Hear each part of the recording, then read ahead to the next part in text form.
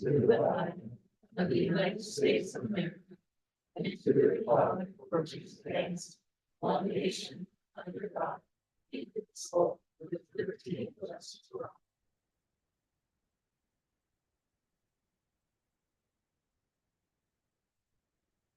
Okay, are there any additions or corrections to the agenda this evening? Yes, we have three changes or three additions. Under new business, number 3, letter X, consider acceptance of certified staff resignation. The recommendation is to accept the resignation submitted by Torrington High School Counselor Michelle Ogburn, effective at the end of the 23-24 school year. Letter I would be the next item, consider approval of offering a teaching contract. The recommendation is to approve offering a teaching contract to Kristen Henderson as a special education teacher at Torrington High School for the 24-25 school year, pending Wyoming certification. And then the final addition would be letter Z, or item Z. Consider approval of proposed new job description as presented and creating new position. The recommendation is approve the proposed job description for secondary work-based coordinator as presented and creating a new district-wide position. Okay, thank you. We now need to adopt the agenda with those additions. Do I have a motion? So moved. Is there a second? Second. All those in favor of adopting the agenda as presented this evening, please signify by saying aye. Aye. All those opposed? Any abstentions? Item carries. Letter C is district recognition. Number 1 is recognition of Marilyn and Rick Cotant for their contributions to the backpack program and renaming the program to the Cotant's Totes of Hope. So does anybody have more information? Yes, Cheryl Turnbull's going to come on up and kind of talk about that. Turn it over to her. Hi, I like public speaking about as much as a root canal, so I'm going to try and follow my notes so I don't mess up. I'm Cheryl Trimble. I'm the teacher at the Compass Academy, and for the last 2 years, I've also been the coordinator for the backpack program, which is what I'd like to talk to you about tonight and acknowledge how it came to be in Goshen County School District.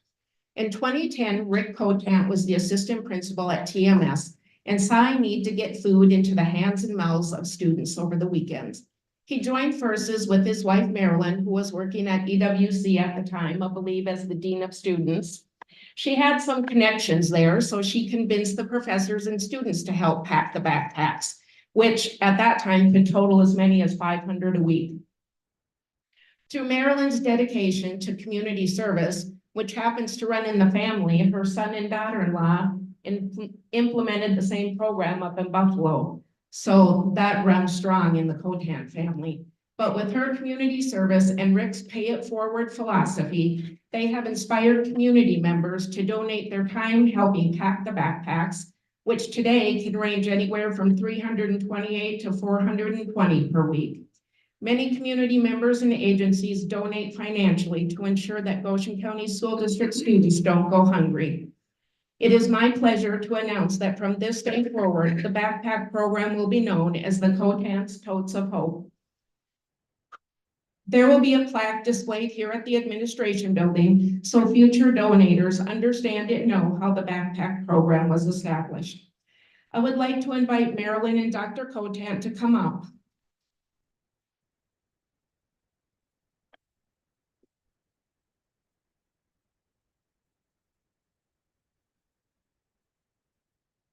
On behalf of Goshen County School District for making a difference in our community, in recognition of Rick and Marilyn Cotant for establishing the backpack program to address food insecurity for Goshen County School District students. From this day forward, the established backpack program will be named the Cotant's Totes of Hope. Your actions are noteworthy and have inspired us all.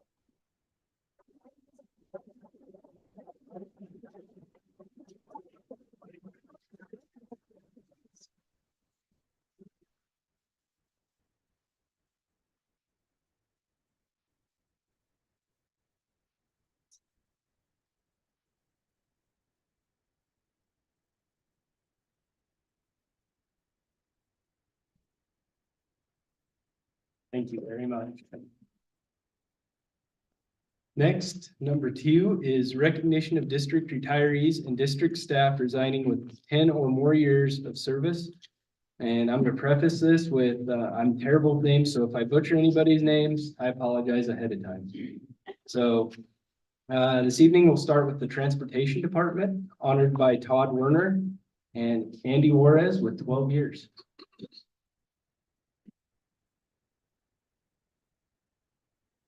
Good evening. Again, I am Todd Werner. Thanks for having me. I do want to also thank you for making me first. That's how this is my very first presentation. I hope that there's standards set. So, I can say that I did make notes so that I can stay on task as well. Andy is not much for being bragged on. So I visited with him last week. Andy has he became ill, and so unfortunately he was able to continue driving. And so I went and visited with him, and I did try to invite him in, but he's just like, yeah, that's not my thing. And that's Andy. Andy Juarez, again, 12 years. So his start date was April 11th, 2012.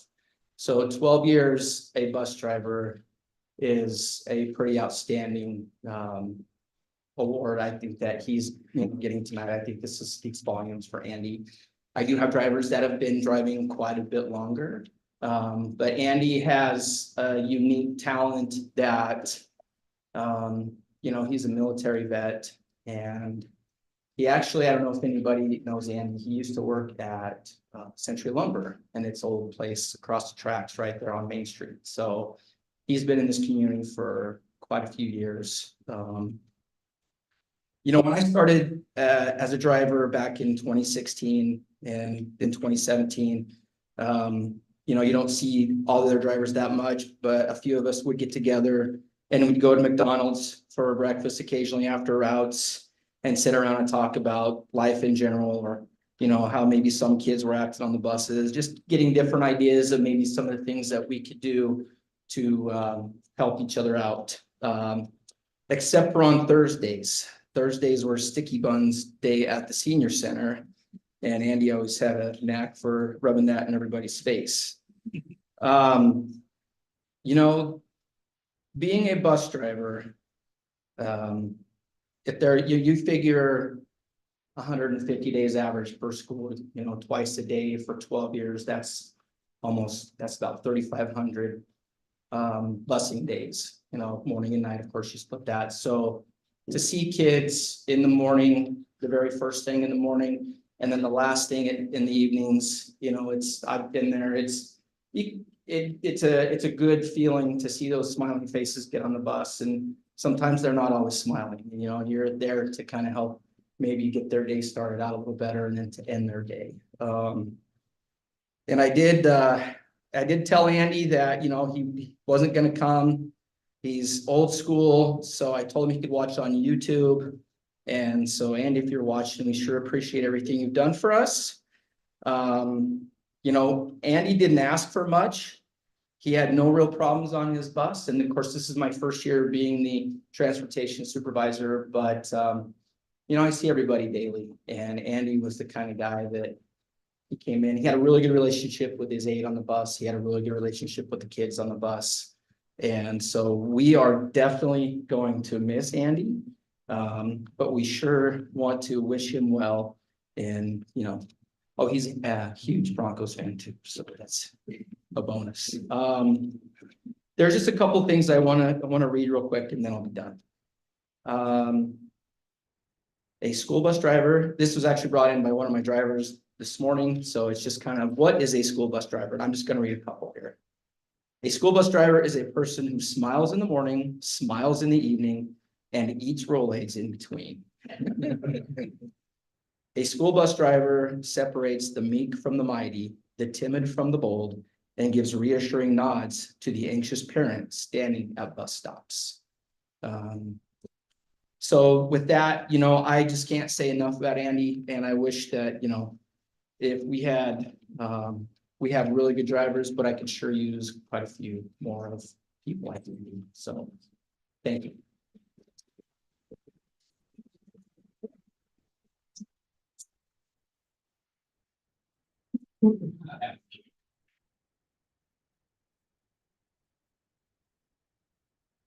Thank you. Next, we have LaGrange Elementary, honored by Matt Daly. And it's Adeline Walker Cole, 6 years. Hello, good evening, everybody. So Adeline, started her journey, here with us 6 years ago in Goshen County. But she has taught from anywhere from Hawaii to Nebraska to rural schools in Wyoming.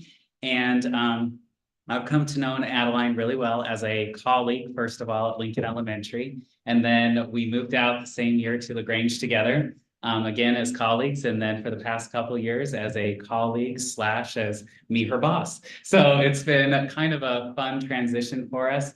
Adeline is a very caring, wonderful teacher. She's a lifelong learner. This year, I really had a chance to help stretch our staff at LaGrange to reach an impossible goal. Adeline went after that goal full force and was really striving to help make education the best that she could for her students. And in conversations that we've had, she said, in 31 years of teaching, she said, this might be my best. She said, it's really, really fulfilled something in her this year. She said, it is just an amazing year and I'm going out well. So I'm just glad that I got to be part of her educational experience. She has touched each one of us in LaGrange and has touched a lot of kids' lives in many different states. And we are really going to miss her. And I just really like to thank her for all the conversations that we've had, the ways that we've stretched and grown each other. And thank you so much for all of your service. Okay.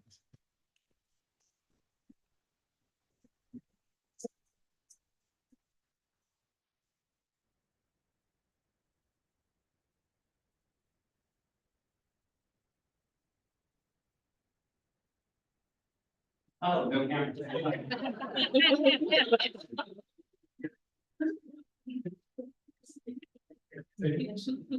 Thank you. Next, we have Lincoln and Trail Elementary, honored by Lana Swingholm and Tyler Forshinger. Marianne Martinez with 7 years. All right, it looks like I might be flying solo tonight.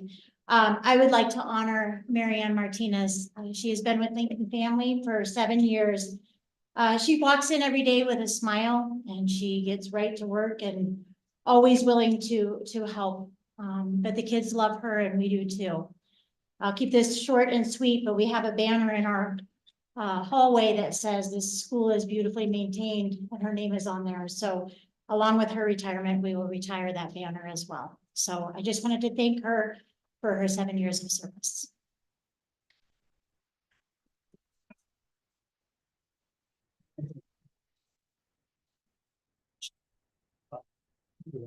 There's not, okay. Gotcha. And we also have Mrs. Courtney Fermanak, who has decided this year to retire and spend more time with her family and her church.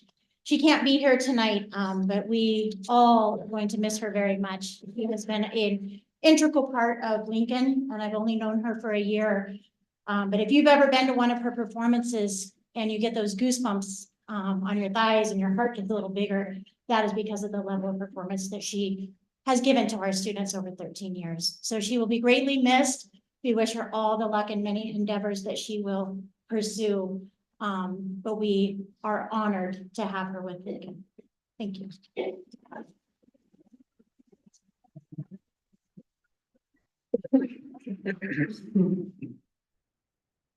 Okay, next we have Torrington Middle School, honored by James Catlin. We have Tony Scusa with 6 years, LaDonna Sittner with 9 years, Kelly Johnson, 10 years, Heather Milligan, 36 years, Walt Smith, 38 years. Good evening, Goshen County School Board Trustees, Chairman Sussex, Superintendent Kramer, and all you honored guests. Thank you for being here tonight. First person I want to talk about is Kelly Johnson. She's not able to come tonight, but I think she hurt her Achilles tendon. And she really took stock of her mortality and decided she better get out of teaching. What is it, 29 or something? So anyway, she's gonna go get back into the ag world and join the family farm and the family ranching business. So we wish her the best of luck. She's been a great coach for our students and just a great advocate for all our kids. Next is Tony Scusa. She's going to retire as our math teacher. She was a district math instructional facilitator, that's right. So she's got some grandkids right down the road in Cheyenne, so she's looking forward to spending some time with them. So we're going to miss Tony a lot. Heather Milligan, she's one of our reading instructional literacy coaches type person. She's doing a great job helping us grow our 6th grade reading, looking at our white top scores. They've been pretty tremendous this year, and I attribute a lot of that to Mrs. Milligan. So she's not here tonight, but thank you, Mrs. Milligan, for all your hard work. Next, we have LaDonna Sittner. She's our math instructional facilitator, that interventionist that we've got. She works primarily with 6th grade and 8th grade. You look at her white top scores, it's no mystery to me. I'm a long ways from a genius, but I know which two grades really performed well on the white top. The grades that she was working with. So LaDonna, thank you for your service. She retired once, but we brought her back. We, as in Mr. Heyman, brought her back. So we appreciate having her. And also, Mr. Garner is one of our custodians. He's hanging it up this end of June here, so he gave me his card. So if anybody needs a saddle fixed or their boots fixed, get a hold of Richard Garner for me. And I would like to honor Mr. Walt Smith. It is my distinct honor to recognize Mr. Walt Smith. Mr. Smith has been a faithful employee of Goshen County School District #1 for 38 years. He's worked in the transportation department as a mechanic. He's been a special education teacher, a health teacher, and has coached many athletic teams. Here are a few of Mr. Smith's accomplishments. He's the past president of Wyoming Coaches Association for 20 years, past president of Wyoming's Coaches Hall of Fame Board, past president of Wyoming Health, Recreation, Physical Education, and Dance Organization. He is an elected member of the Wyoming Coaches Hall of Fame. He's coached volleyball, boys and girls basketball, and boys and girls track. He was a member of the writing committee for the initial Wyoming Health Education Standards. He was voted as one of Wyoming's junior high middle school coaches of the year. And he was voted the Wyoming Health Education Teacher of the Year. He's a very humble man. And like Todd was saying, really enjoys flying under the radar. But Mr. Smith told me he is most proud of making a difference in students and athletes' lives over the years. Thank you, Mr. Smith, for all you've done for Torrington Middle School and Goshen County School District #1. We have all greatly benefited from being your colleagues, your athletes, or your students. You have enriched our lives, and you are the definition of a true legend. Mr. Walt Smith.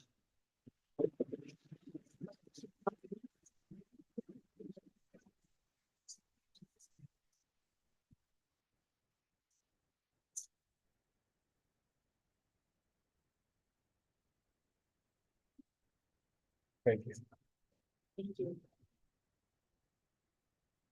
Next is Torrington High School, honored by Cynthia Porter, Candy Hubbard with 10 years, and Christy McGuire, 22 years.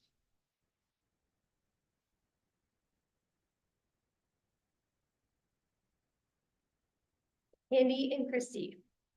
It'd be easy to lump this into one thing about you because you are very similar in your qualities, your disposition. You are amazing human beings. And one of the things I've learned that we value at Torrington High School is hustle and hard work and an absolute adamancy to advocate for our kids. And you both embody those things. Candy, thank you for all your years of service in education. You've been a principal, special education director, teacher, and somehow married to Eldon all these years. Christy, you get to sail into retirement teasing Brian every morning, that he still has to go to work. Thank you for all your years of being an esteemed business teacher and for serving our district to help those kids graduate with that co-op education that they received through you and those internships where they had amazing experiences such as getting to be in an OR and other wonderful things around our community.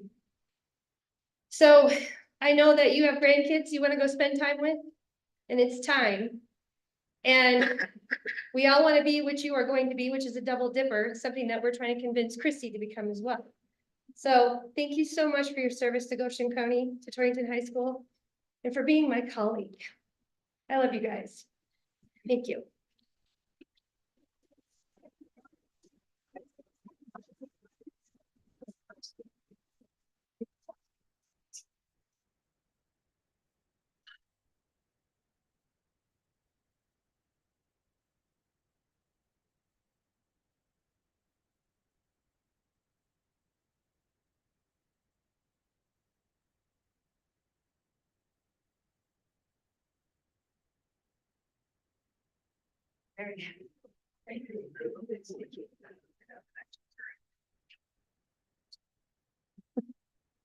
Okay, Southeast Schools is next, honored by Tim Williams. We have Jay Clapper with 14 years, Roberta Luke, 32 years, and Mark Bullington with 42 years. Good evening, everyone. I didn't want to stand up here by myself, so force these guys to come up here with me. First of all, Mr. Clapper was unable to make it this evening, but I'd like to just speak real briefly on his behalf. Mr. Clapper, very hardworking individual, taught kids a lot of life lessons, told a lot of stories.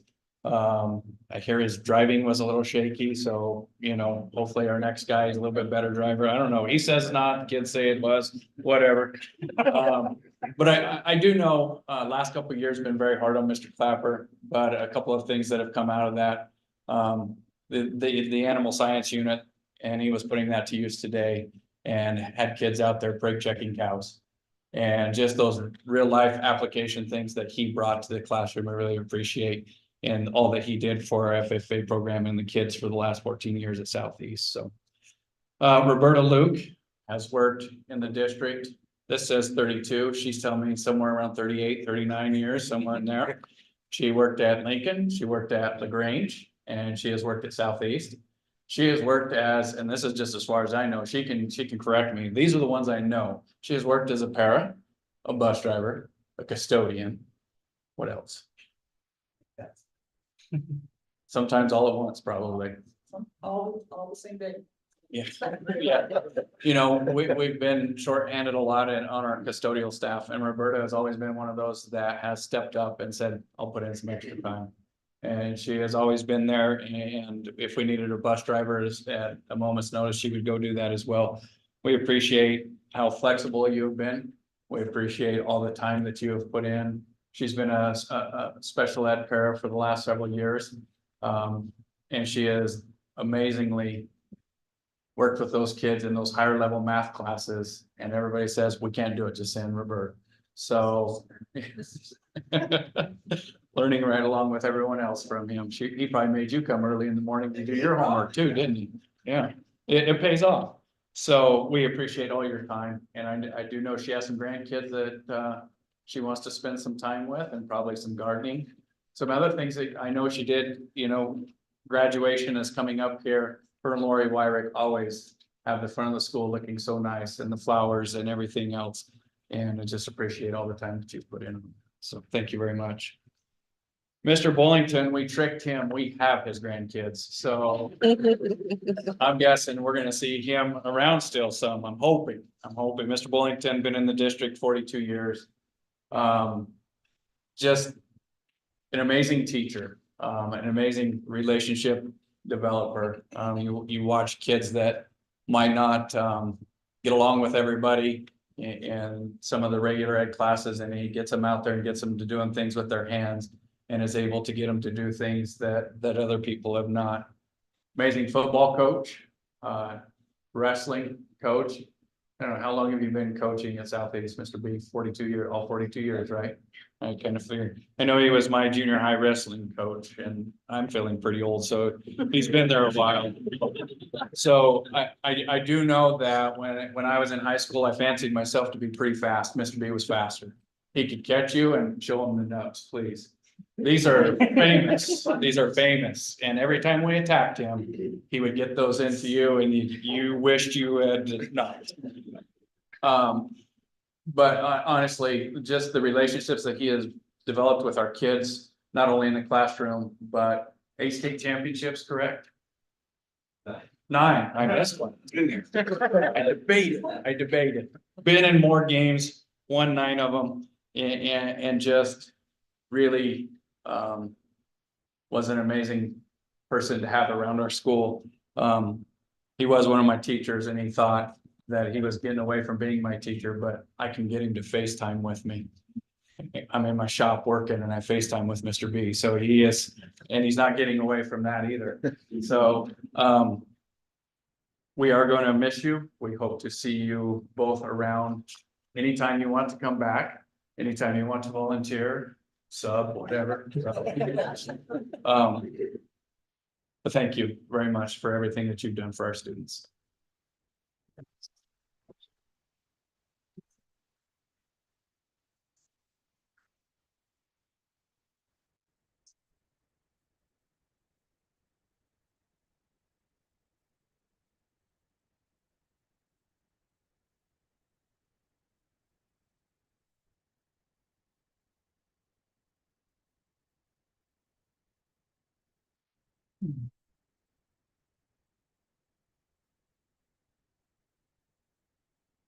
I understand what Tim's talking about. I had to deal with those nubs from the time I was about 5 years old, and pretty sure he took me down and forced me with those this Christmas and then 50 months. So it's been a lot of years with those things. So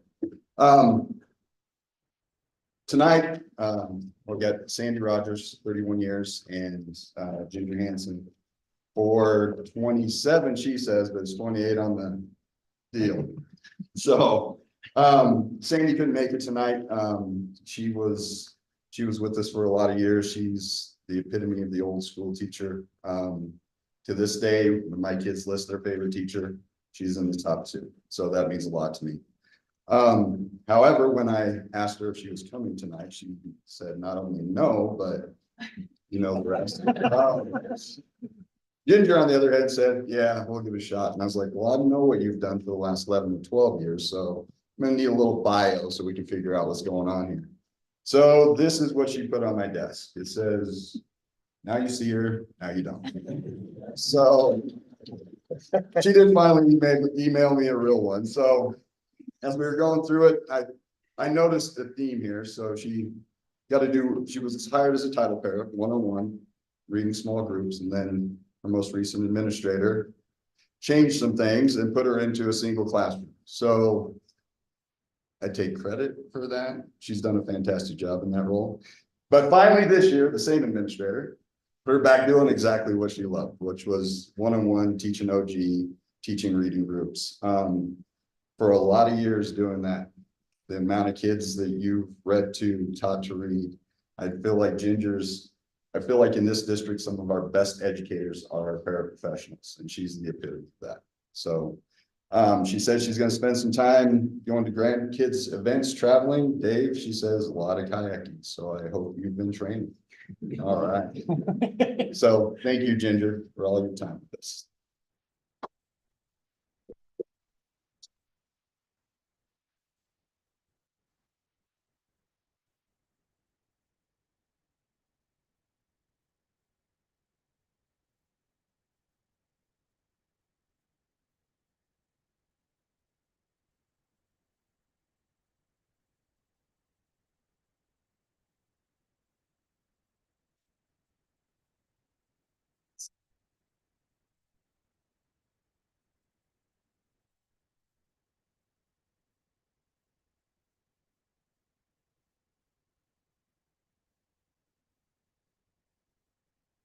Thank you, all our retirees, for everything you've done for this district.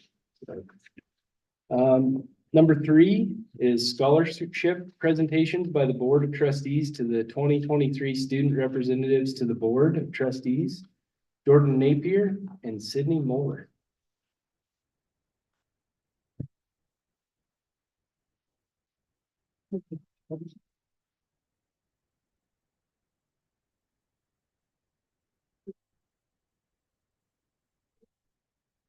You're doing good. You stay right there for 1 second. It's just a while to get around. Be patient while they come around. Oh, I thought they were supposed to give a speech. Oh, yeah. You will make it dinner. Thank you so much for putting on the work. Photo op. Look at her. Sarah. Oh. Wrong way. Which one are we going? Okay, mom first. Where's mine? There you go. Those will be better.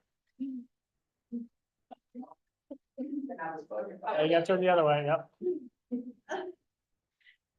Loudness is trying not to be in the picture. Exactly.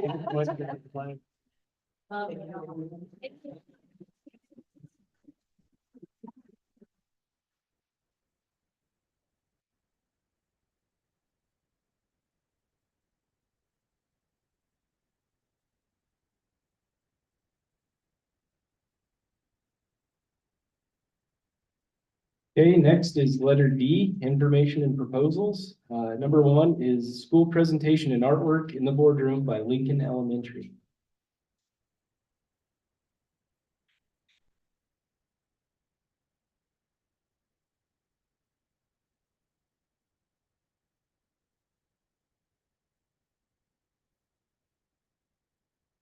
We're working on PowerPoint.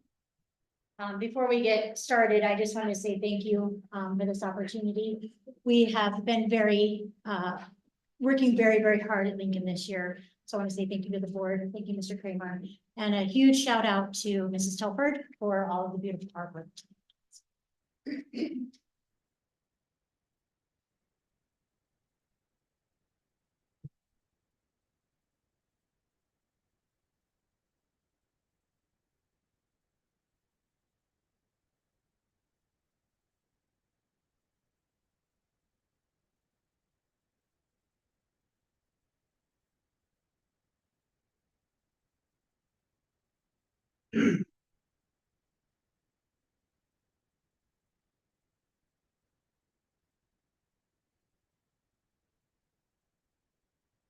So thank you again for being here and for letting us talk about Lincoln Elementary, also known as the Pencil School. Next slide.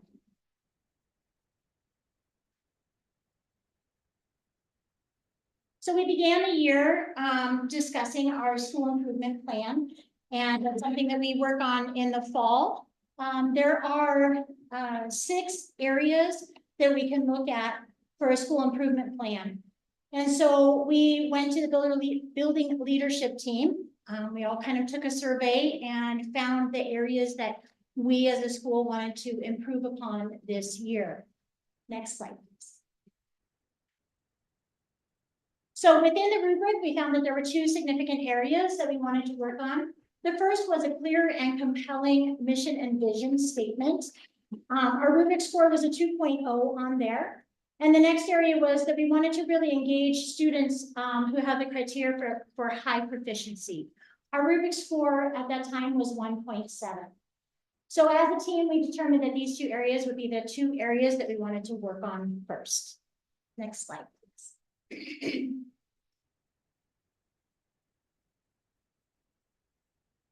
So to begin our mission and vision statement, we got together as a staff and we broke up into some smaller groups and we used a cover story. It just seemed very fitting for Lincoln as we're teaching students how to read.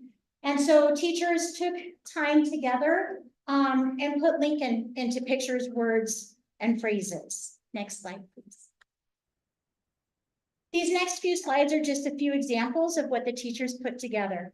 Some have pictures, some have words, some have just thoughts. But we wanted to start with a brainstorm to see what is important at Lincoln. Next slide, please. Merry-go-rounds, Journey begins. We're passionate instructors. Next slide, please. Every student, every day. Brighter future, small group work. Those are all the words that encompass Lincoln Elementary. Next slide, please. Next slide, please. So after we did that work, we came back together. We took all of those words, images, and we broke them out into different areas. And then teachers got a whole bunch of stickers, seemed really fitting for primary school. And they went around and decided what were the words that resonated the most with them. And when we came back together, we went to 4 groups, and we had 2 groups working on a vision statement using those words. And we had 2 groups working on a mission statement. And you can see on the right here, those were the 2 vision and mission statements that we came up with. To make a finalized decision, we put it out to all staff members and to stakeholders and asked what they would like. And this is what we came up with.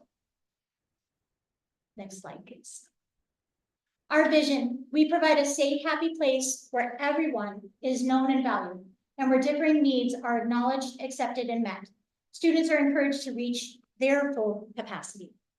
And our mission is to cultivate a vibrant learning community within Lincoln Elementary. We foster a love of learning. Through data-driven approaches and collaborative efforts, we aim to build a positive relationship with students and staff, ensuring educational journey is enriching and empowering. Next slide, please. So we completed our first goal, and then we had to work on our second goal. And this one is very important to our entire staff. But we had to look at data first. We needed to know how many of our students were performing above the 90th percentile in reading and math. So there are some ideas that came along with that, Walk to Learn in core instruction being one of those, and we'll talk a little more about that later. Next slide, please. And here's the data. This year in kindergarten, in the fall, we had 3 students who were reading between the 90 and 99th percentile. That grew to 5 in the winter, and in the spring, we have 23 students reading at 90 to 99th percentile.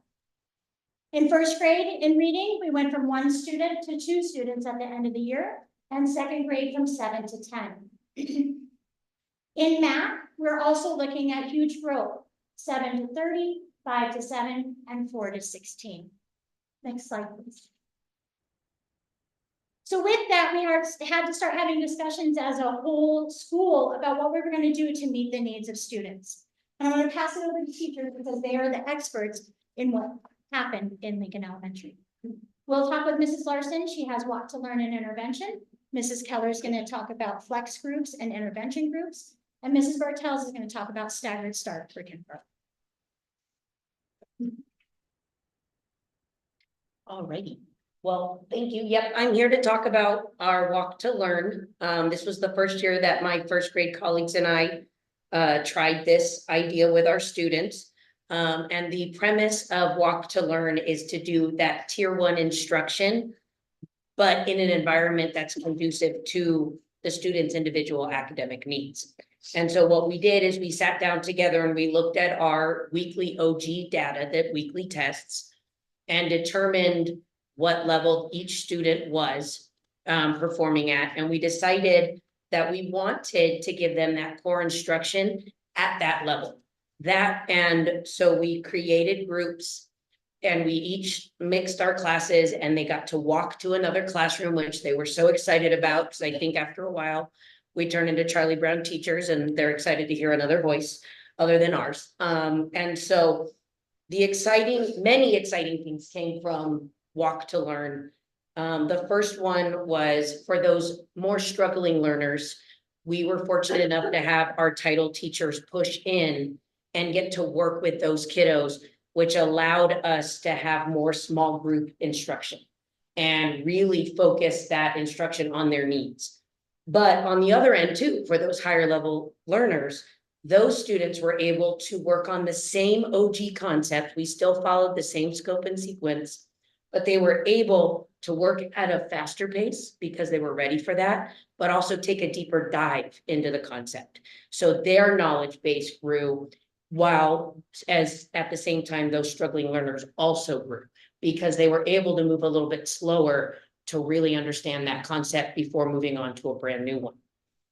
The other benefits from this was that teachers were able, actually, the biggest one that I shouldn't skip over is that all the test scores improved for every single grade level, weekly test scores, and we were floored because even those lower kiddos that maybe get frustrated and want to shut down, we didn't see that anymore. But we also didn't see any behavior issues too. The behavior concerns we had really diminished because they were, I think, realizing that they were finally getting the support that they needed. And so it was really exciting to see that growth as we did this. And we're looking forward to doing it for the next school year as well. And then the other type of intervention that my first grade colleagues and I have been working so hard on all year is we are fortunate to have 2 half-an-hour timeframes throughout the day where we are able to give that intensified intervention based on Ames Web data, which is during our reading intervention time.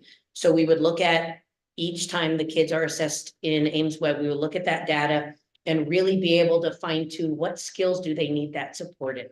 And again, we would mix up our groups and give those students that specific instruction to help them grow in those specific areas, those target areas, to help them build that confidence to move on to the more challenging concepts that Ames Web also assesses. And again, it was amazing to see the growth that these students made. We would meet weekly to review data, but we would also make sure we would progress monitor them every 2 weeks. We kept folders with all of our data and we would be able to celebrate the wins. We'd also get really excited to pass the folder on to the next group for the teacher. But it was incredible the growth that our students made because we were able to give them that focused instruction. The other time frame that we were able to work with our students was flex time, flex groups. And this we based on our OG weekly tests. And during those weekly OG tests, we have 5 words that they need to learn from this new concept. And then we would do 5 words that reviewed old concepts. And we would be able to use that information weekly to create groups of 4 to 7 students. We tried to keep them really small to give them that support for any area that they might be struggling. It didn't matter if it was a concept that we were working on in August. We would still meet with those students and make sure that we're giving them the help and the support that they need in order to gain the confidence with those concepts. And it was pretty awesome to see how many students would get better even in a week's time on the following week's test. So that was really exciting. And I know that I didn't do it alone. I have an amazing group of first grade teachers I get to work with, and it was a lot of collaboration, a lot of hard work, but we were really excited to see it pay off. So thank you.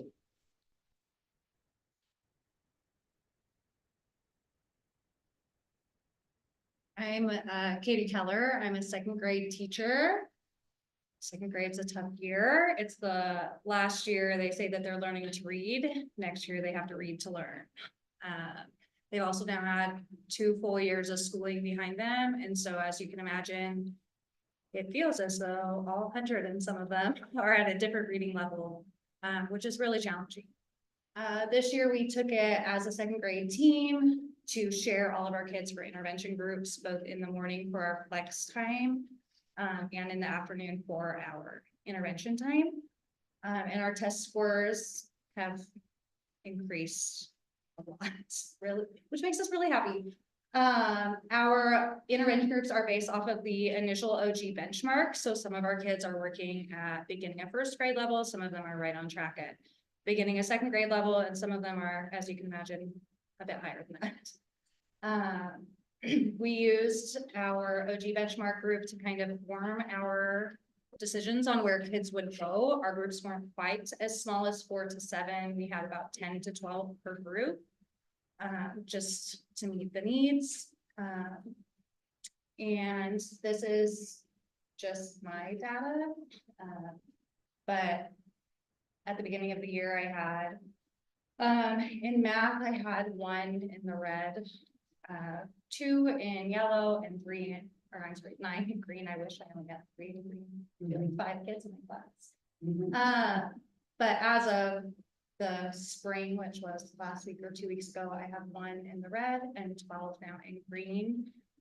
From sharing our kids and being able to meet the needs of them. So in math specifically, that looks like some kids are getting basic numbers sent, so 9 + 3 and just kind of getting faster at that. And for others, that's introducing multiplication to them. So every kid is receiving exactly what they need for how long they need it. And then our reading scores are also really phenomenal to see. At the beginning of the year, we had 3 pretty low, 4 kind of middle of the road, and then 6 at grade level. And now I have 1 that's on the lower side, 1 right in the middle on the cusp, and then the rest of them are reading at grade level, according to Ames Web. So it's been really successful working as a PLC and having those not so lovely conversations sometimes about what's not working and what is. And just adjusting to meet the needs of everyone. So we're looking at some different options for next year also to continue making growth, but it's been a good school year.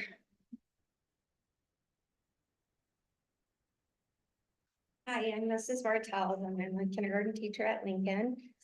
My kindergarten team chose to discuss Stagger Start and the impact it's made on our school and the universal screener, which we use, which is Ames Web. Go ahead and we're checking out the calendar first thing. This is our upcoming Stagger Start calendar. As you can see, the first week we will stagger our birthdays. In doing this, it gives us the opportunity to observe each student's strengths and needs.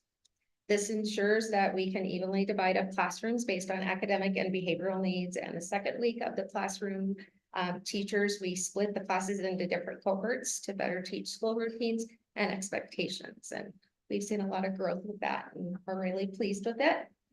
Next slide, please. All in all, our staggered start makes us have a more balanced classroom, and it's made us have a lot more student growth. Next slide. This is showing our math Ames Web data to fall to spring. The data shows that kindergarten students come to school with a variety of academic and social needs. By balancing our classrooms through staggered start, we are able to meet the students' needs academically and socially. Therefore, we get a positive result in our universal screener Ames Web. You can see some of the growth just from the beginning of the year to the end of the year. It's been a very positive thing for us. Last slide. That's our final example with the graph. We really appreciate the board giving us the opportunity to express that importance for staggered start, because it's made a very good impact on our kindergarten class as a whole. Thank you. The final of our presentation, we're really looking forward to next year. There are some teachers who have had the opportunity to talk with Breeze Daniels. She is the superintendent in Thermopolis and had excellent results with the PLC process. So we are delving into that this year as well as next year. We're kind of getting ourselves set up for next year to really delve into it. And one of the activities that we found really valuable was called the Northeast Southwest. And it was, we had to find out what we were. And it's just a way of how do we interact with teams. And one of the cool things was every team, depending on where you were, came up with kind of a visual representation of them, so of themselves. And it's really nice to know where someone is on the spectrum there, the Northeast Southwest, because if I'm talking with somebody who's in the South, I know that they're a really caring person. If I'm talking with somebody in the East, they have a big world view. If there's somebody in the West, then they know that they like lists and things very organized. And then there's some of us that are in the North that are just go-getters, and we just want to see that. And we all have our strengths and we all have our weaknesses, and it was really nice to be able to find those for ourselves and for our Lincoln team. Next slide, please. So we just want to say thank you again. Lincoln is working really hard to ensure academic and social success for every student. And each individual teacher, team, and collective staff is committed to the PLC process next year. and for subsequent years to come. Any questions? Thank you so much. Thank you.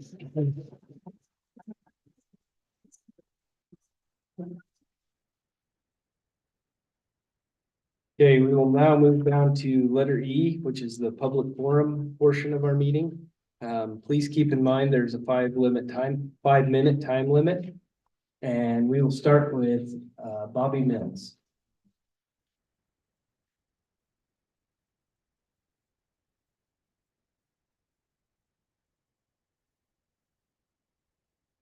Good evening, Goshen County School Board and guests. I'm here tonight to speak on behalf of the Booth family. I want to ask you a simple question. When you're walking down the street or working with anybody, or even the people coming into the school, do you know they're a registered sex offender? The answer to that question is no, not unless you go look them up. The only reason that you are aware of the case that happened with the Booth family is because it happened in this community. They say the reason why that you don't allow Michael to come to Goshen County school events is because you're protecting the children. You're not protecting any children against anyone, due to the fact that there are multiple registered sex offenders who attend Goshen County school events and activities. They're only causing more pain and stigma to the family who has paid their debt to society.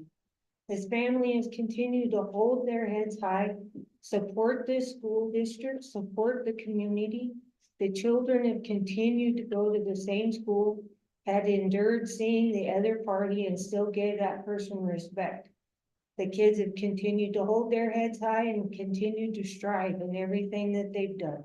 The only thing they are doing is hurting the kids and the family by not letting have Michael be part of their activities, to see their growth, to see what they've accomplished, and not being able to see his older daughter be able to graduate.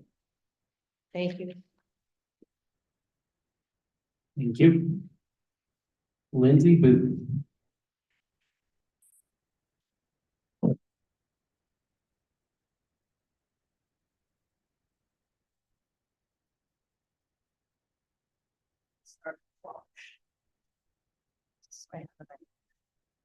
I want to thank you guys all for allowing us to be here. My name is Lindsay Booth, as you said. I have 3 kids that go to Southeast. Bailey's a senior, Briley is a freshman, and Bryce is a 7th grader. I especially appreciate letting Bailey speak tonight. She originally had a meeting with Superintendent Kramer and asked about getting this put on policy. She later had a meeting with Principal Williams and was told that it would not be put on the policy, that the school board was not willing to do that for her. I don't know what exactly transpired, but denying a child the right to speak in front of her local school board is unacceptable. And so I thank you for giving her the opportunity to speak tonight. In 2017, my husband made the worst decision of the person can make, and it has affected my family eternally, honestly. My kids dealt with, well, number one, I probably wouldn't be here had he not turned himself in. So he was rightfully sentenced and sent to prison. My kids endured incarceration, and if you haven't experienced that, it's fairly hard on children. They were 11 and 8 and 6 at the time. I'm proud of my kids for the way they persevered. There was always a light at the end of the tunnel for when their dad got to be home and participate in their activities. However, he got home and I actually brought what the old sex offender policy looked like. That was from 2012 and worked very well in our county for 8 years. But because of the hatred and the personal vendettas and the hurt that arrived in the community when he came back, which I am not diminishing the fact that those are all rightful emotions to have, but people took it upon themselves to get this policy changed to keep my husband out of the school systems. if that's how we're keeping our children safe, by keeping one man out, you're successful. However, you don't know, especially in Torrington, that's a big school. You have people, parents coming from larger schools. You have no idea if your no sex offender policy is working unless you have humans that are willing to abide by the policy. My husband's been allowed to go to other schools. I even brought some letters from principals that have spoken on his behalf, because they feel like he should be able to at least attend Bailey's graduation. She also happens to be one of the valedictorians of her class. She has earned the right to sit at the head of her class. She has earned the right for her family to sit in the front row at graduation. And I don't know if right is the right word, but I think she deserves the respect to have her entire family there to celebrate her accomplishments. I think if you looked at the statistics of what incarcerated children look like and how they succeeded during that time, Bailey especially, and my kids would be above and beyond the statistics. And I appreciate their perseverance and their endurance and their resiliency. So all in all, I stand before you tonight and ask that you would hear my children's cry. Your responsibility as a school board, you were elected and voted on to be the voice of the children. I realize that this is like ripping off a Band-Aid and blood pouring everywhere, but your school board responsibility is not to clean up the blood and take care of the community and the emotions and the hate that they have. Your ultimate responsibility is to be the voice of our children. And I feel like my 3 kids have been forgotten. We've been silent these last 4 years when the policy was changed. We did not fight. We have submitted to the school board policy the way it's changed. And I can guarantee you, you should be thankful that you haven't had to see my kids fall on the floor crying in tears, especially the night that they heard that all their joy and hope had been gone again because their dad was no longer allowed to come to their events.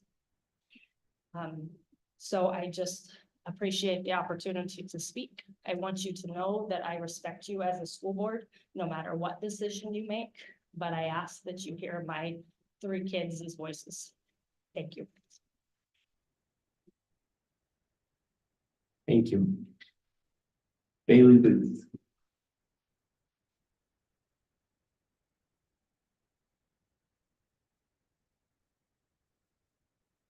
Good afternoon, school board members. I would like to thank you for allowing me to come here today and speak in front of you. I would like to say that all of this time, I have never been able to speak about anything. All of my emotions and everything that happens inside of our home never comes out into the public. All everybody knows is what my dad did, and then they make their opinions based off of that, which, to be fair, I respect their opinions. It is not my personal opinion what they think, but I still have my own feelings and emotions that have gone into a lot of these things that they have stopped me from being able to feel. I have spent my entire 6 years of junior high and high school without my father at anything within this school district, other than baseball games for my brother and my county fair. It has been very difficult not having him at senior nights, at impressive games, or some of my best games that I've ever played, or being able to see him in those stands and have that confidence of his support there, because from day one, he has been my biggest supporter, my biggest fan. He's turned me into the basketball player that I am today. And it was very important to have my dad there, and those games that I did have him there, I cherished a lot. These past few months, I have gotten to learn and grow with my dad a lot more than I ever have. And I can say now that I will be graduating closer to my father than I ever have been. We have been working together a lot on the ranch, and it has almost been peaceful. We haven't actually tried to kill each other, which if you've ever worked on a ranch with your parents, you know exactly what I'm talking about. But it's been really nice being able to be alone with him and just talk to him at times, or just stand in silence. But this is not about my dad at all. This is about me. I am choosing to be selfish for one time in my life because I really want my dad at graduation. He, like I said, he's one of my biggest supporters, and to not have him there would be incredibly hurtful to me. And it would just feel like not a graduation because part of my row is empty. And I just really hope you guys understand how much it would hurt, because I don't think any of you would have wanted one of your parents to be missing at your graduation, or I don't think any of you would want to miss your own child's graduation. It would not be a fun moment for me. So I just really hope you guys look into what it would really be doing to me to not have him there. And because I know that it might cause problems for some people. Some people might not like it. Some people might take it very harshly, but it's not about them. That graduation is about me finally moving into the real world and real life and moving on from the first 18 years of my life. And I really would appreciate you guys thinking about it in a full depth and hopefully allowing him to come to my graduation. But I would still respect you if you don't, because I do understand the circumstances. I do understand what happened. But even still, I really hope you guys consider letting him come and support me, because he is one of my best friends nowadays. Thank you. Thank you. We will now move down to letter F, recommended actions. Number 1 is the consent agenda. Are there any items in the consent agenda that any member wishes to pull this evening?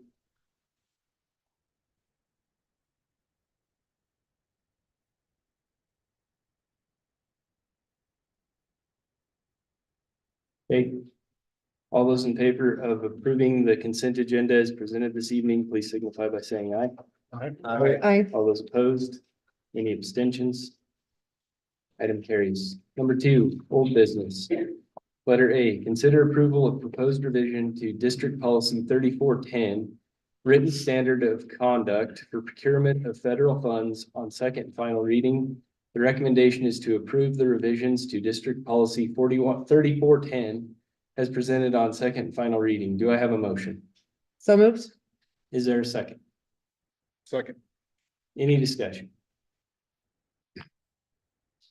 All those in favor of approving the revision to District Policy 3410, written standard of conduct for procurement of federal funds on second and final reading, please signify by saying aye.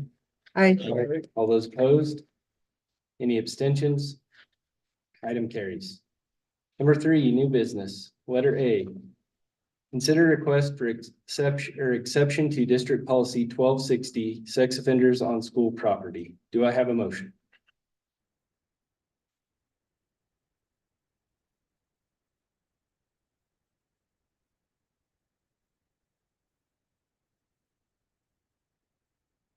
Hearing none, item fails. Letter B, consider approval of fiscal year 2025 preliminary budget as presented. The recommendation is to approve the fiscal year 2025 preliminary budget as presented. Do I have a motion? So moved. Is there a second? Second. Any discussion? All those in favor of approving the fiscal year 2025 preliminary budget as presented, please signify by saying aye. Aye. All those opposed? Any abstentions? Item carries. Letter C, consider approval of superintendent salary for the 24-25 school year. The recommendation is to approve as presented. Do I have a motion?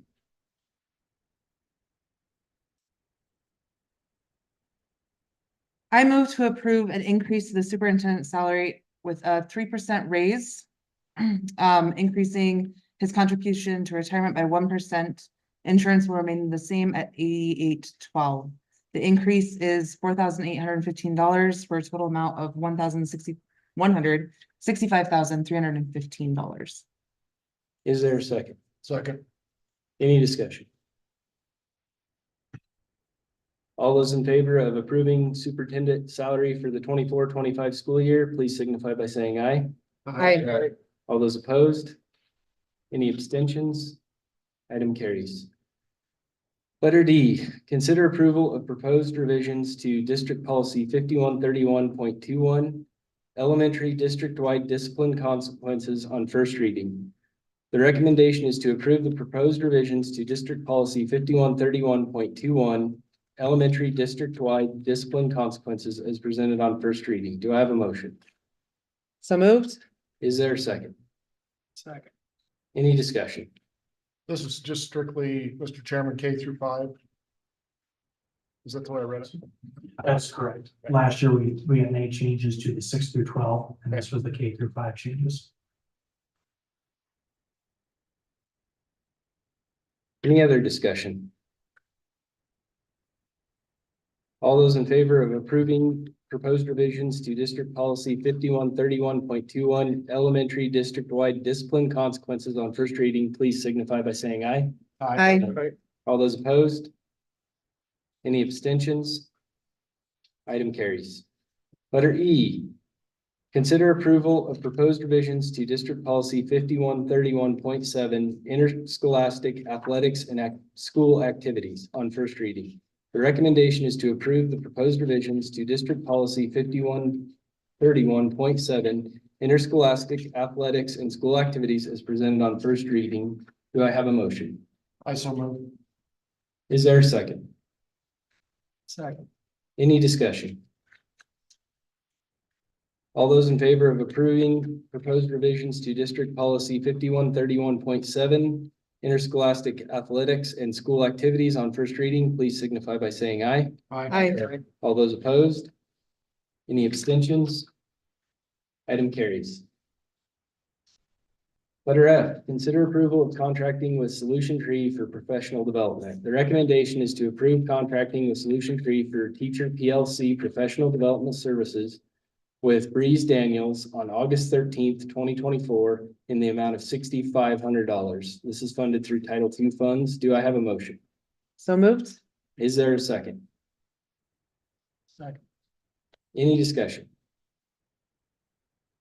All those in favor of approving contracting with Solution Tree for professional development in the amount of $6,500, please signify by saying aye.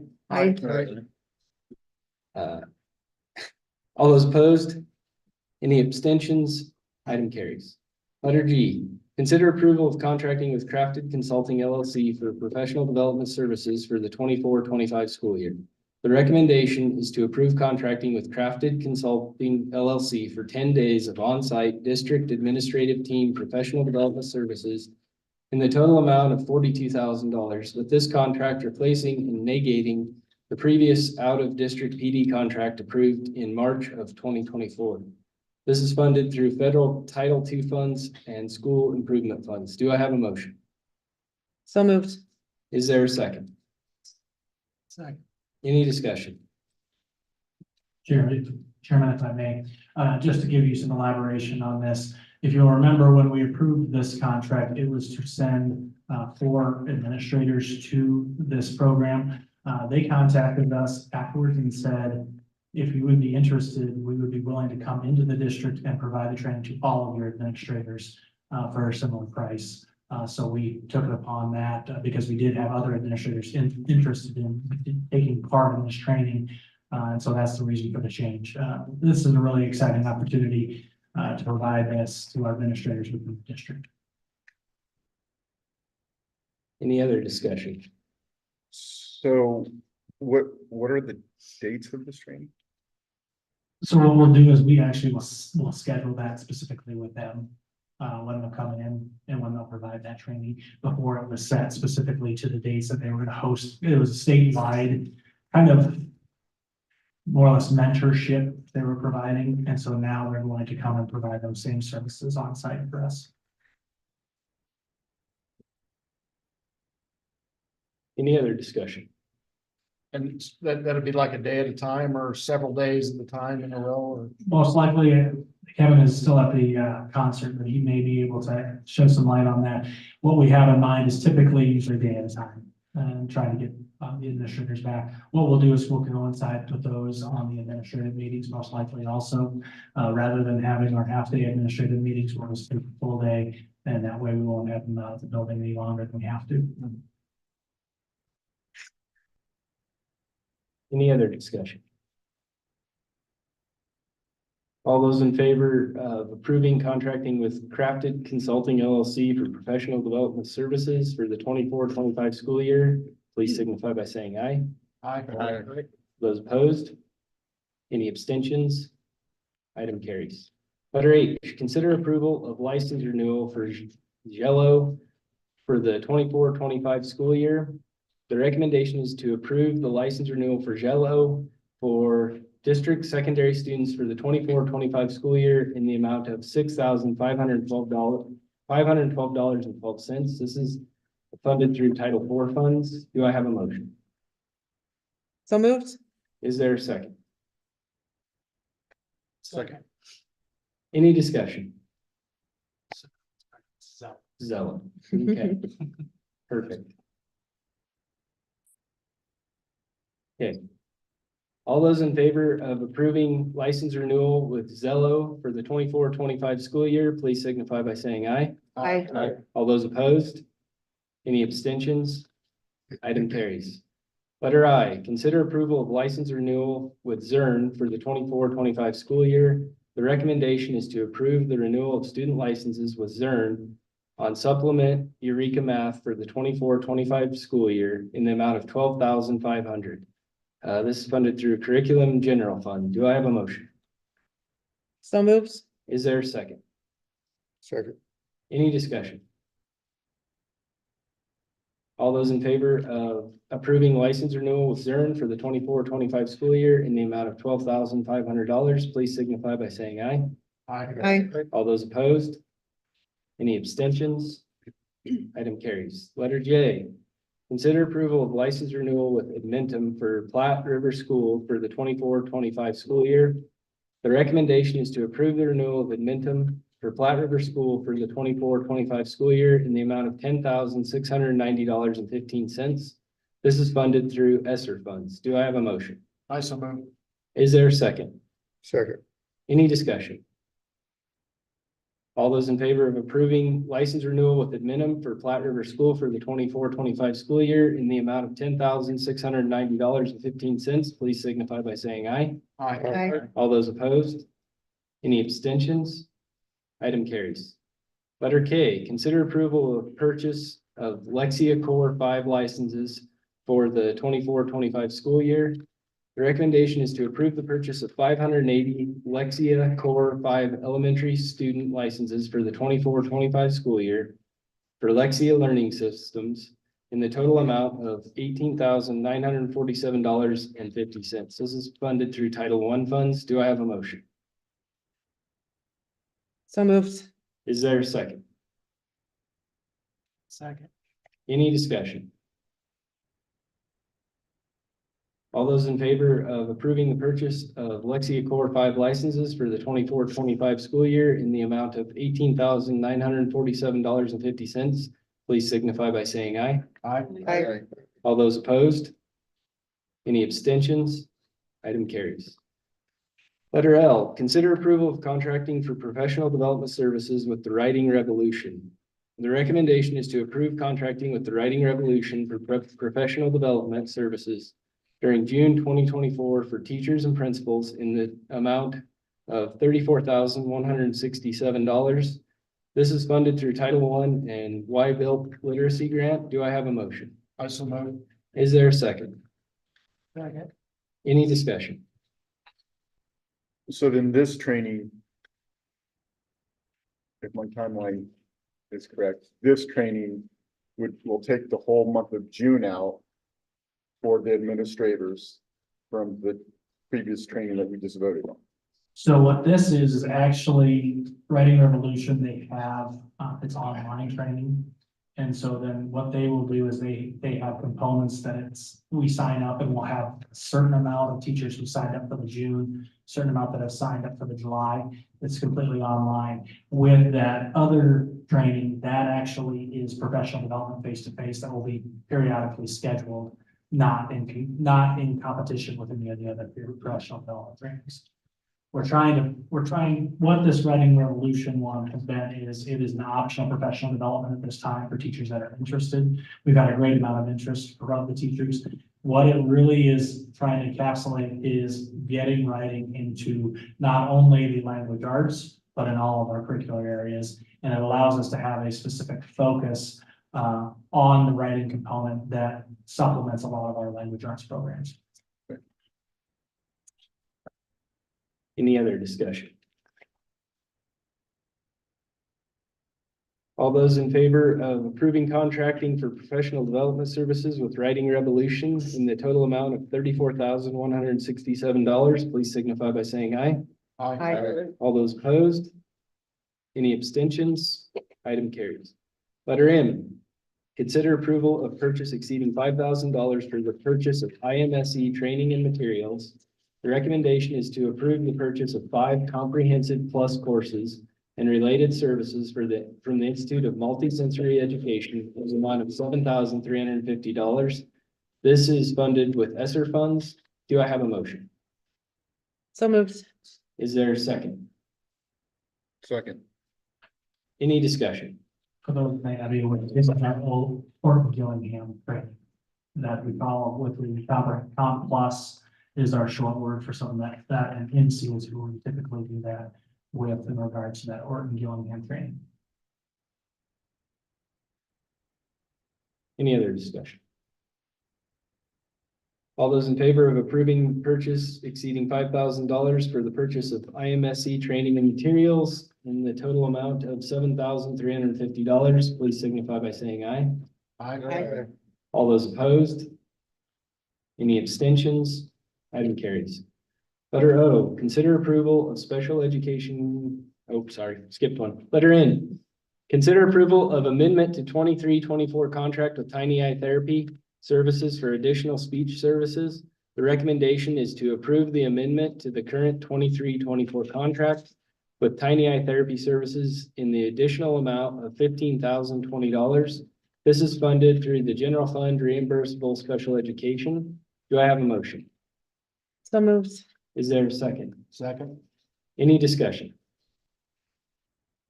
All those in favor of approving the amendment to the 23-24 contract with Tiny Eye Therapy Services for additional speech services in the total amount of $15,020, please signify by saying aye. Aye. All those opposed? Any abstentions? Item carries. Letter O, consider approval of special education contract with Tiny Eye Therapy for extended school year services. The recommendation is to approve special education contract with Tiny Eye for the 24 extended school year ESY speech services from June 3rd through June 28th, 2024 in the amount of $2,240. This is funded through general fund reimbursable special education. Do I have a motion? I so moved. Is there a second? Second.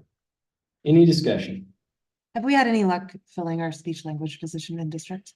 We have not had though, we still have the one opening. We had last year, we did have the face-to-face. We're always kind of looking and trying to recruit as much as possible, keeping that open. Some of that within that Tiny Eye is those additional ones that we even do the middle of the year to make sure that those loads are maintained with those existing teachers. Thank you. And that is one too, that is difficult. It is not only a challenge here in Wyoming. It is a nationwide because of the amount of education it requires and the length of education and the specialized education that it requires. Versus where some of the educational tools that you might, or the educational training you might receive is offered at more colleges and universities that are easier to access, where speech language pathologists is specialized and very few universities have continued at programs. Thank you. Any other discussion?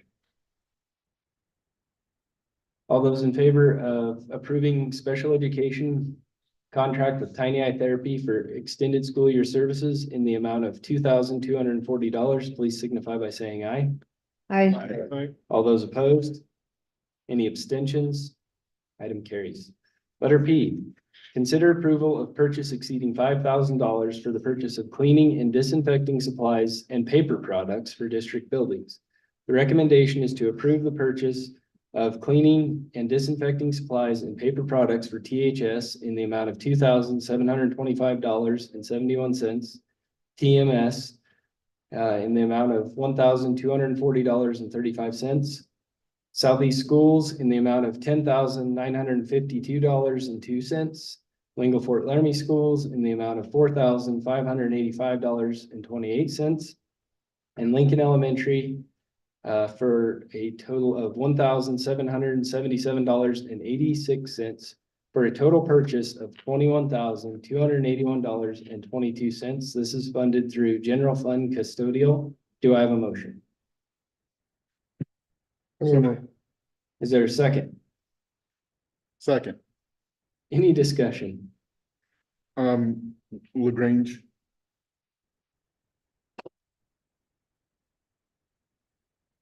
These requests were requests from the schools for summer product, and LaGrange didn't have a need for any summer product. They also may be using some of Southeast product because they share staff between Southeast and LaGrange.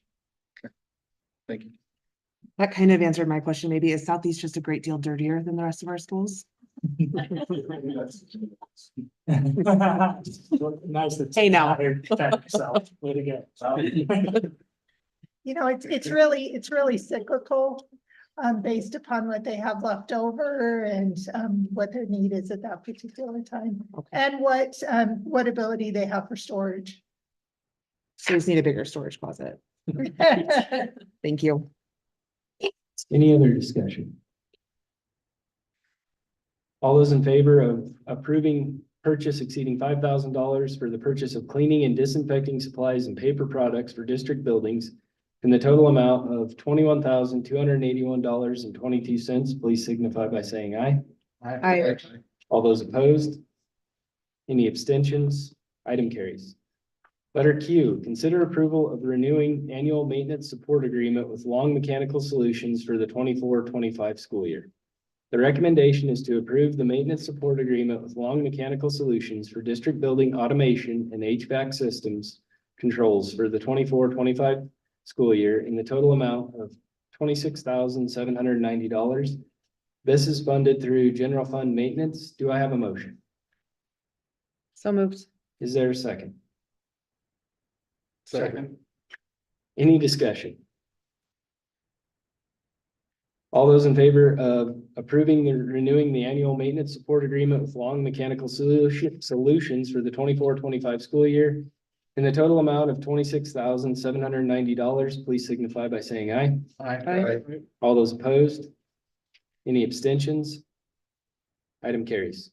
Letter R, consider approval of purchase exceeding $5,000 for the purchase of 2 unit heater replacements. The recommendation is to approve the purchase of 8 replacement unit heaters for the THS Ag Auto Shop from Dennis Supply in the total amount of $23,422.47. This is funded through major maintenance funds. Do I have a motion? So move. Is there a second? Second. Any discussion? All those in favor of approving the purchase of 8 replacement unit heaters for the THS Ag Shop in the total amount of $23,422.47, please signify by saying aye. Aye. All those opposed? Any abstentions? Item carries. Letter S, consider approval of purchase exceeding $5,000 for the purchase of new scoreboards. The recommendation is to approve the purchase of 2 scoreboards for the Lingle Fort Laramie main gymnasium from Daktronics in the total amount of $18,780. This is funded through Lingle Fort Laramie Building Funds and District Equipment Fund. Do I have a motion? So move. Is there a second? Second. Any discussion? Will these scoreboards be like the Pine Bluff ones where they show the player and how many fouls and how many points individually, or? That's pretty neat when that works. So I think actually they're working on the other board like we have at THS. They have one of those. This board would be just the regular board that we have on the side. So it's not, I haven't seen the Pine Bluffs one, but I think I know what you're talking about. They will have that capability though with their large board in the middle that was donated last Yeah, it was a middle, we didn't have it up and running for the basketball season, so that'll be up and running next year. So you have the capability to do that. Yeah, and I think the one we're looking at simply has the ability to change the name of our competition. So. So I agree, I like when they're able to have that stats and everything else on those individuals, because those boards are really nice to do that, and Mr. Bartlett figured that out for the THS one, and I know Mike had been talking about that for the LFL one for next season, so should have that capability there. Mr. Chair, may I? This board is a mirror image of what Southeast has. Southeast received new boards about 5 years ago. And it will have the, like, if there's a foul, it will tell you who the immediate player that the foul was on, but it won't have stats. But this Daktronics scoreboard is supposed to talk with their new video board.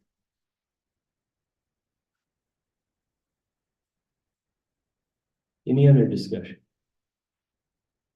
So in essence, it would be able to actually provide those stats on your, Be very similar to what you see at State Basketball. yeah, right on the side there. Yeah. Okay, so, okay, that makes sense. What I've been told is that as long as you have somebody there running both your scoreboard and your video board, you can do a lot of things. Yeah. Okay. Any other discussion? All those in favor of approving the purchase of 2 scoreboards for the Lingo Fort Laramie Main Gymnasium from Daktronics in the total amount of $18,780, please signify by saying aye. Aye. All those opposed? Any abstentions? Item carries. Letter T, consider approval of purchase and installation of a fire panel for Torrington Middle School. The recommendation is to approve contracting with Barker and Associates for the purchase and installation of an E3 fire panel for Torrington Middle School in the amount of $19,565.20. This is funded through Major Maintenance Fund. Do I have a motion? So moved. Is there a second? Second. Any discussion? All those in favor of approving the purchase and installation of a fire panel for Torrington Middle School from Baker and Associates in the total amount of $19,565.20, please signify by saying aye. Aye. All those opposed? Any abstentions? Item carries. Letter U, consider approval of purchase of replacement district security cameras and door controllers.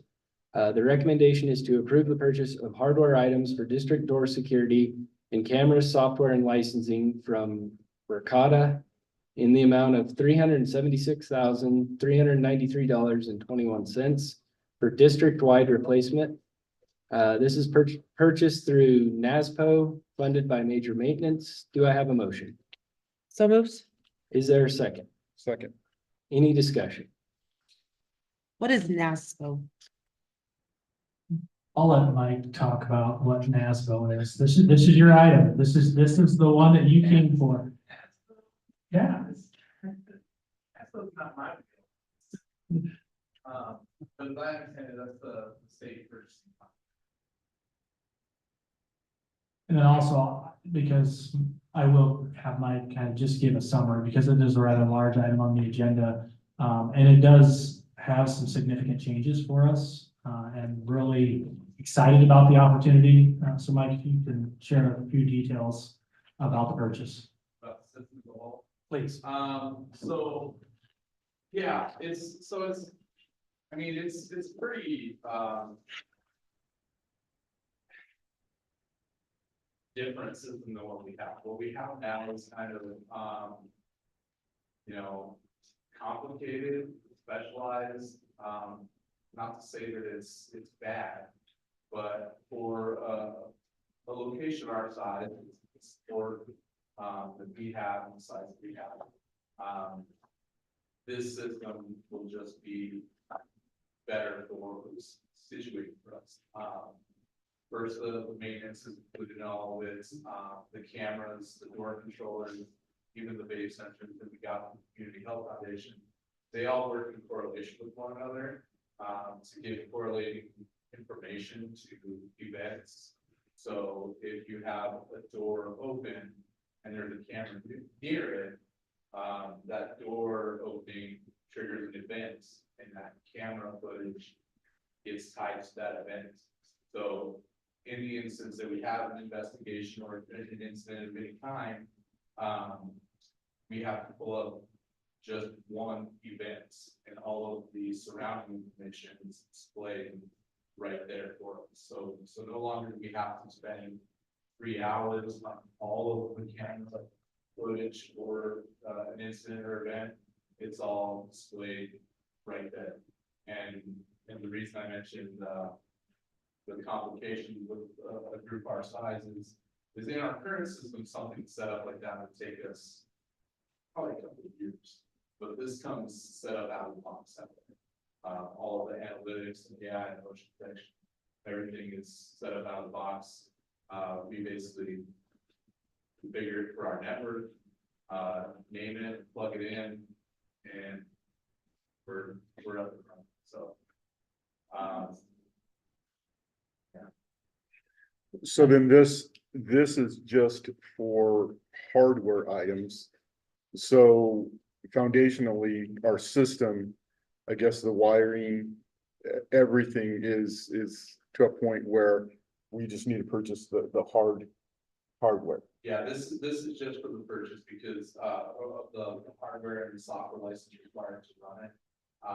Yeah, for most of the cameras, it's a one-to-one change. For everything else, we did change a few camera locations to enhance the coverage. But because this camera outfit has things called like multi-sensor cameras, that includes, it looks like one camera, but it's actually 4 or 5. So it goes in all directions around the corner of the building, limiting blind spots. So for those situations, like this is a couple at almost every school, we have to run some conduit and some, it's just internet cable, Ethernet cable, about 5 foot. So we'll be able to do.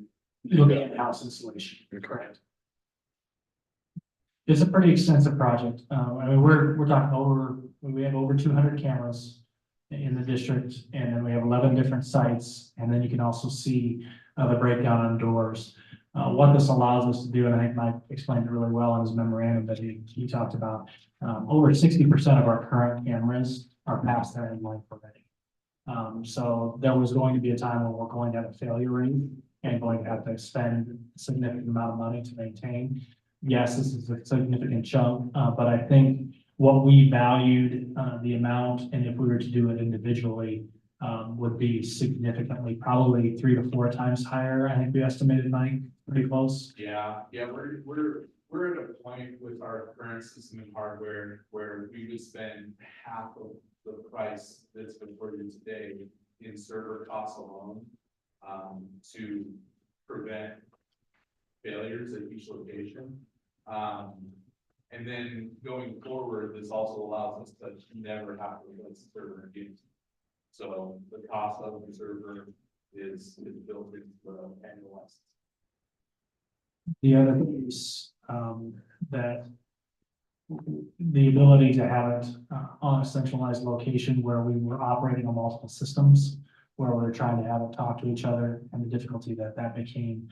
This will streamline that process significantly and allow us to have that ability to make it a lot more user friendly. And the ability also we did have the ability at this time to allow outside where our chief of police and those types of situations where there might be an active shooter situation to access the cameras. This will allow a much more simplified process in that also to be able to access that from offsite. So there's a lot of safety features that are very conducive to this. The server piece alone, right now, we are pretty limited on the amount that we can go back and check our cameras because it's overriding. This allows us to extend, because it'll be in the cloud, the storage capabilities are significantly higher to where if we have an event that was much further back that we need to go back and check, we'll have access to that also. Mr. Chair, if I may, just 2 things. When you question what NASPO is similar to a purchasing co-op. to where, the bidding is already done. With a, purchase of this magnitude, the fact that it's exceeding $50,000, if we didn't have, a purchasing contract such as this to, piggyback off of, we would have to go out for bid for this project.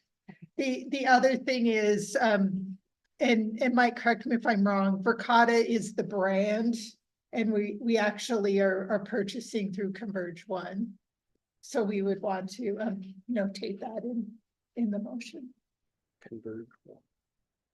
Thank you.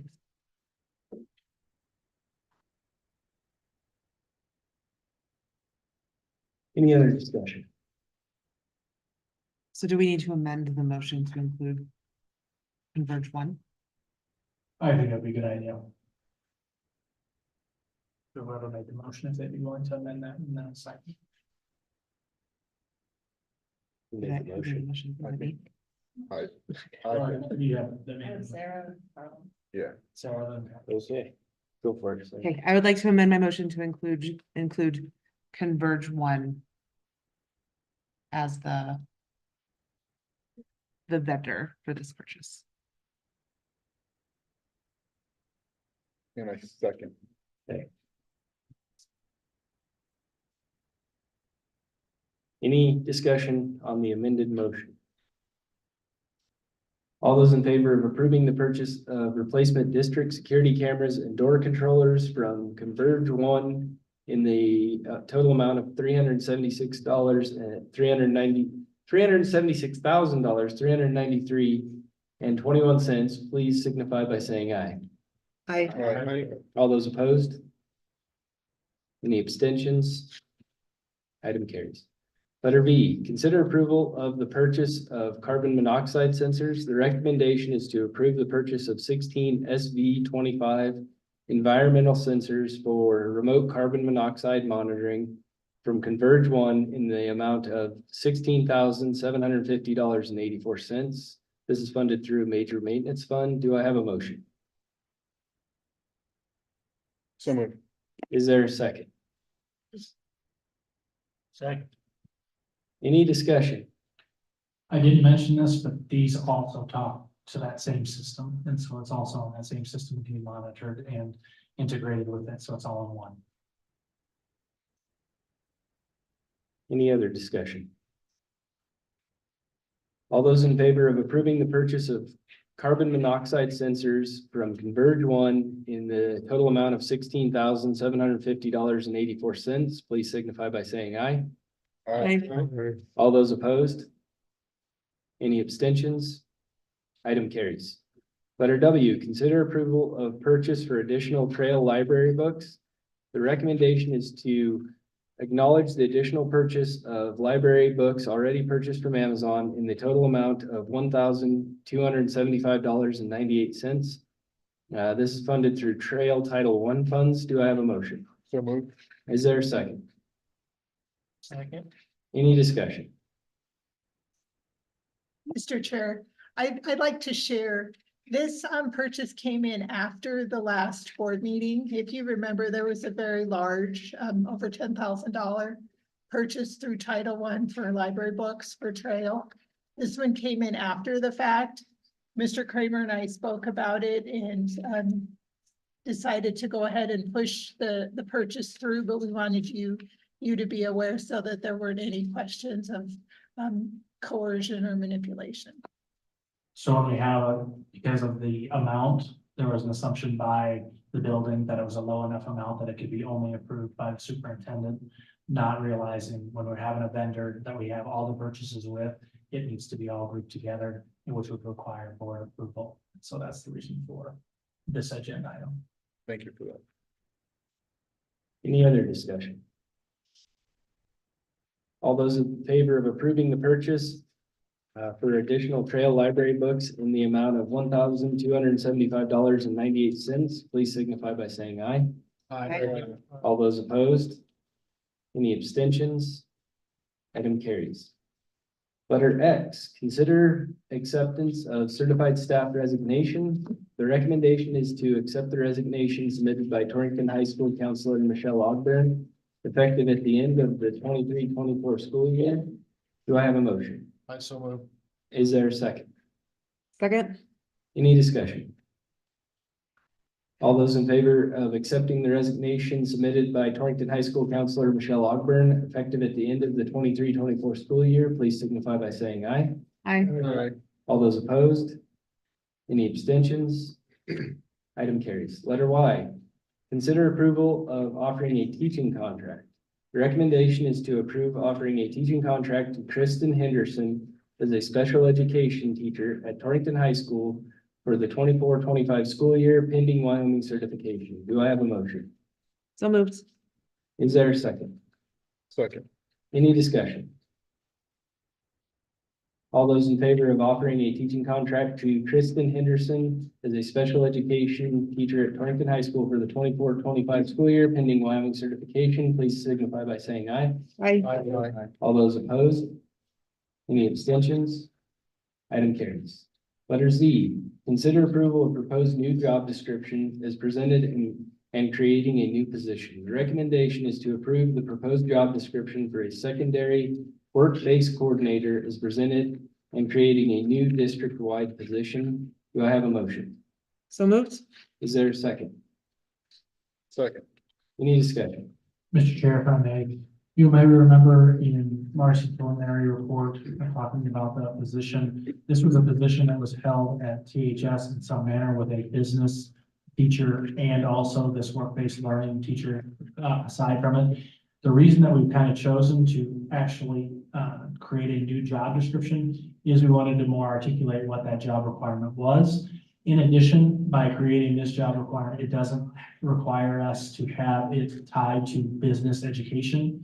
There is the requirement of CTE certification and a work-based learning endorsement there, but it allows us to have a little broader applicant pool with that. And they also can have a PIC permit, which would allow a person to take this position if they have experience in the field as opposed to just an education degree. We can provide a PIC permit for that individual to provide these services district-wide. But what they're doing is doing the same things. They're lining up that work-based learning opportunities in our community. Any other discussion? All those in favor of approving proposed new job description as presented and creating a new position or a secondary work-based coordinator and creating a new district-wide position, please signify by saying aye. Aye. All those opposed? Any abstentions? Item carries. Letter G, topics for discussion. This is a time for board members to seek input from each other on timely topics. I have a question. I've seen that post was put out there that our theater, our high school theater group had props and materials and everything in one of the buildings that we're going to be tearing down, probably one that we approved to be removed. And I was wondering what we can do so they have a place to keep storage rather than begging for some help to find a place for their props and stuff. I spoke to them after that post last, I believe it was Tuesday. I can't remember. It was last week. And spoke to those individuals, and we have a meeting set up for Monday or Tuesday that myself, Marcy, and Mr. Bartlett may attend, and also custodial staff from Torrington High School to figure out a solution to the challenge of where we can find some space for them. Okay. Thanks for asking. Mr. Chair, if I can. I would like to speak to the request by Bailey Booth. So many times after these meetings, I regret not saying things out of a fear of upsetting people or what have you, because this is so public, but this is pretty close to me. And I feel like I need to address it. And I truly do hope that Bailey is able to hear this or go back and listen to this. You know, Bailey Booth is not the only child in that Southeast class that would benefit from this exception if we voted to do this, right? My own daughter would. But as a board member, that's not right. That's not our role. Our role is not to make exceptions for people on an individual basis. Do I think that Mike LaBooth paid his time? Absolutely. Do I think he's repented and he's remorseful? Absolutely, I do. And I see those Booth kids almost on a daily basis. I see the hurt. I see all the ugly, right? I see it in the mirror. But as a board, this is not an appropriate thing for us to address. It is a slippery slope, and our duty is to the entire district, not a handful of kids. And what the ask tonight was that we make an exception to the policy. It wasn't to change the policy. It wasn't to do anything like that. It was to make an exception. And I just wanted to be very clear that that's what I am not able to do as a board member for this school district, is to make an exception for one family, even though it hurts my heart not to. So I just want to go, just be very clear on that. I appreciate all the people that did come tonight to support the Booth family. I'm glad that they have them. But for tonight's purpose, this graduation is not about Bailey Booth. It's not about one child. It's about the entire district and protecting those kids. And as uncomfortable as this conversation is for everyone, I feel that it is our duty to put our personal stuff aside and to put the emotions aside. And I feel as though this is a very slippery slope. And when does it stop? How do we as a board make that decision? And I don't think it's ours, to be honest. So thank you. Thank you. Any other board members wishing to? Any input? Okay. Letter H, future meetings. Number one, there will be a special board meeting on Tuesday, May 29th, to award a contract for asbestos abatement at the THS Tech Ed building. Number two, the next regular board meeting will be Tuesday, June 11th, 2024 at 7 p.m. Number three is update to current 23-24 school year student enrollment numbers. Oh, I'm sorry. Number three is the annual district budget hearing will be conducted on Wednesday, July 17th, 2024. And with that, I'll turn it over to the superintendent. No, I'm gonna jump back up real quick. We have it's May 28th, and then we do need a time for that, when you would be available. We can make that, it would be the item of awarding the abatement for that, the contract. I don't know if there's availability, if you would like to have a new type of noon meeting. Chairman Sussex and I, he said he would be available. I want to throw that out to the board, or if we want to make that an evening meeting, we just need a quorum at that one, or whatever the preference would be of the board, set a time. Is there a preference for that? And that would be a lone agenda item. I can meet at noon. Is it a noon Zoom meeting or? We can, yes, absolutely. That would be something that we could make available. I can make it. Okay, As of right now, I could do that. great. And you just keep me informed if you run into conflicts and things, we can always make arrangements and stuff, but we'll set it for noon on the 20th. And that particular item is simply to keep the schedule solid. DEQ requires a 10-day notification before abatement can begin. And so that's why we need to get whomever under contract prior to the next regularly scheduled board meeting. Was there time, for that budget? I skipped that. No, you did, we didn't set it. That will most likely be an evening meeting. We'll set with that one. That'll be a little bit heavier because we'll go over everything there. The challenge is the state has been a little slow on providing numbers. Like last year, you'll remember we were right up, I think we were right on the day, if I remember correctly, Marcy. That won't be so much an issue this year as the problem is the state requirement of having to advertise for the budget hearing and dollar amounts a week prior to the meeting. And with the 4th of July in there and the fact that we only have a paper 2 days a week and what it takes to get that information to the paper, I would be having to get the paper information by June 25th through 28th. So, in some ways, it's, you know, the hindrance of that state statute. We've tried, to talk to legislatures and, get that to be more something we can put on websites and that type of thing, but thus far, the papers prevail. Then I'll move down to mine, update on staffing. We still have a number of openings within the district yet that we are still filling. I don't think I actually will have the ability to share right now.